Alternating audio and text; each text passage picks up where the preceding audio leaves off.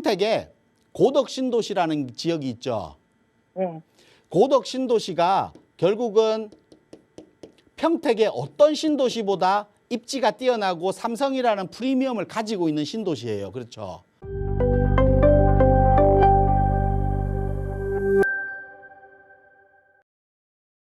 안녕하세요. 안녕하세요. 네, 시청자분 어떤 고민 도와드릴까요? 예, 평택시 지제 도샵 센트럴파크 3단지요. 네. 그리고 하나 더. 저 하양 신도시 힐스테이트. 자, 지금 질문 두 가지 주셨어요. 정리를 좀 해볼게요. 평택에 있는 더샵, 지제역 더샵 센트럴파크 3단지.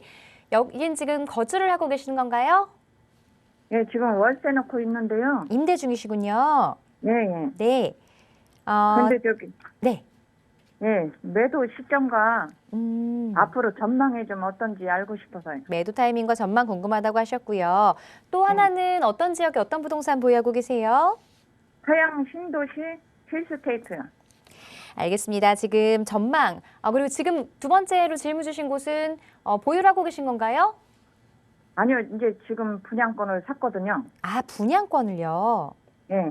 네, 알겠습니다. 앞으로 전망에 대해서 두 부동산에 대해서 좀 자세하게 이야기 들어보도록 할게요. 네. 네, 안녕하세요. 안녕하세요. 네, 반갑습니다. 네. 지금 더샵 지제역 센트럴 파커랑 아까 어떤 신도시의 힐스테이트라고 하셨죠? 하양 신도시. 신도시에 있는 평택에. 평택에 있는 힐스테이트 이번 분양권을 네. 매수하셨는데 예. 그 두 가지에 대한 어떤지 이게 궁금하신 거죠? 전망이 궁금하신 거죠?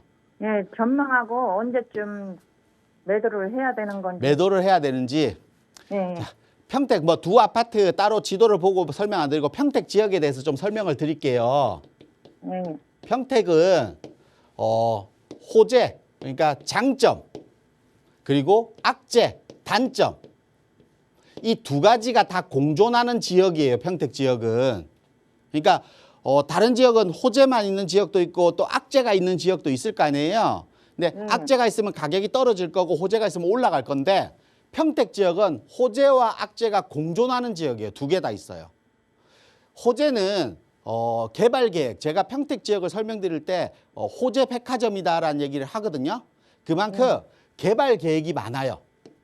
뭐 미군 부대 이전도 했죠. 지제역, 뭐 고덕 신도시의 삼성 100조 원 투입이라든지 LG에서 또 60조 원 투입이라든지 이런 업무지구의 개발이라든지 여러 가지 또 신도시 택지개발 지구들의 개발이라든지 이런 여러 가지 개발들이 너무 많아요. 이거는 결국은 주변 환경이 변화되니까 아파트 값이 올라갈 수 있고 또 수요를 끌어들이는 거예요. 직장이 많아지면 수요가 생길 거 아니에요.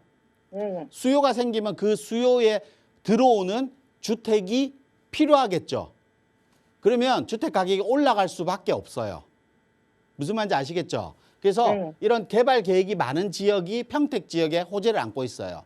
근데 호재만 있으면 얼마나 좋을까요, 평택이. 근데 이렇게 악재, 단점이 몇 가지가 있어요. 그게 뭐냐면 첫 번째가 아까 지금 분양권을 매수하셨다 했잖아요, 힐스테이트. 예. 그것처럼 아직까지 평택 지역은 공급이 아직까지 많이 있어요. 공급 문제. 그러면 공급 문제가 발생하면 수급 문제도 생기겠죠. 왜냐하면 수요와 공급이 1대1이 매칭이 돼야 다 나가고 다 팔리고 다 할 거 아니에요. 예. 근데 공급의 문제만 생기면 수급의 문제가 생기기 때문에 빈집도 생기게 될 거고 수급이 안 생기면 수요가 없으면 빈집도 생기게 되는 것처럼 공급이 많은 게 가장 큰 단점이에요. 그리고 두 번째가 뭐냐면 이 공급을 채우려면 수요가 있어야 되잖아요. 예. 근데 평택의 기존 주택들 있죠. 기존 주택들. 그러니까 송정리역에 가면 기존 주택 아파트들이 있잖아요. 네. 10년 차, 20년 차 된 아파트들, 그리고 구도심에 가면 20년 넘은 아파트들, 기존 아파트들이 되게 많이 있잖아요. 그리고 아파트뿐만 아니라 기본 주택들도 많이 있어요. 맞죠? 네. 그 주택과 이렇게 우리 지금 센트럴 파크라든지 아니면 힐스테이트라든지 이렇게 새 아파트로 하고 가격 차가 너무 많아요. 그러니까 신규 아파트는 5억대, 6억, 7억 이렇게 하잖아요. 예. 근데 기존 아파트는 2, 3억 정도밖에 안 해요. 그럼 2배 차이가 나죠. 네. 그러면 그 수요, 그러니까 오래된 아파트에서 나 새 아파트로 새로 생겼으니까 갈래라는 수요들이 없을 거 아니에요. 가격이 부담되니까. 맞죠? 네. 그래서 가격 격차가 높다는 게 또 단점이에요.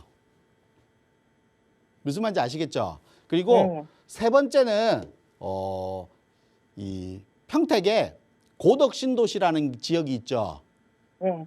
고덕 신도시가 결국은 평택의 어떤 신도시보다 입지가 뛰어나고 삼성이라는 프리미엄을 가지고 있는 신도시예요. 그렇죠?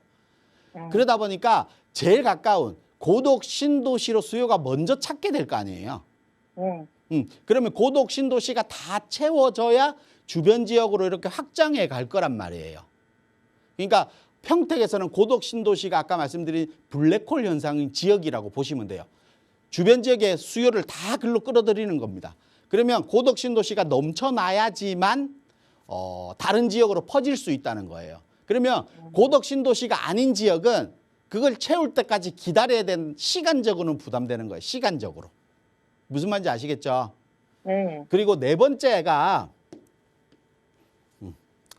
번째는 뭐 평택 지역에 여러 가지 뭐 기존적으로 있는 문제점들이 여러 가지들 조금씩 가지고 있어요. 왜냐하면 렌탈하우스라든지 이런 평택의 주거 현상을 보이는 주택보다는 렌탈하우스라든지 또 그리고 업무용, 그러니까 업무지구가 생기다 보니까 이런 임대용이라든지 이런 것 때문에 그러니까 특정 지역, 그러니까 그런 지역에 집중되지 않은 지역에 임대가가 낮다는 거예요. 평택이 지금 임대가가 되게 낮죠. 네. 매매보다 임대가 훨씬 낮잖아요. 네. 그런 현상들을 보이는 거예요. 그리고 평택 지역이 지금 시청자분도 평택 지역에 2 아파트 다 투자용으로 매수하신 거잖아요, 지금. 네. 그러다 보니까 지금 임대를 주고 계시죠. 네. 그러면 평택 지역의 신규 아파트는 어떤 수요가 매수를 했냐면 시청자님처럼 투자 수요가 매수를 많이 했을 거예요. 투자 수요가. 그러면 투자 수요는 결국은 언제 가격이 상승하면 빠져나가요. 그렇죠. 가격이 수요가 빠져나가고 나면 다시 수요가 들어와야 되는데 신규 아파트로 투자했던 사람이 빠져나갔다가 다시 들어와요? 안 들어오죠. 그러면 수요가 계속해서 빠져만 나가지 들어오지는 않는다는 거예요. 이런 4가지의 단점이 이런 개발이라는 장점 있죠. 네. 장점에 묻혀 있는 것 같아요. 그러니까 개발이 좀 묻혀 있는 것 같아요. 이런 단점, 악재들 때문에 평택 지역이. 그래서 가격이 많이 안 오르는 것 같아요. 그래서 평택 지역은 거주용 주택으로는 저는 괜찮아요. 근데 투자용 주택으로는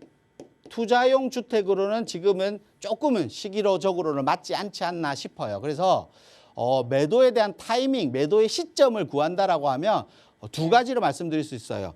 뭐 매도 시점이 따로 없다. 그러니까 내가 자금 필요해서 갈아타기, 그러니까 다른 지역으로 투자를 하기 위해서 매도하려고 하면 그 시기 상관없이 매도를 하시거나 네. 2번째로 매도 시점은 제가 아까 말씀드렸죠. 고덕 신도시, 개발 이 2가지 장점이 있잖아요. 평택에는 네. 이거 될 때까지 기다리시는 거예요. 이게 의해서 가격이 상승할 때까지 기다리는 겁니다.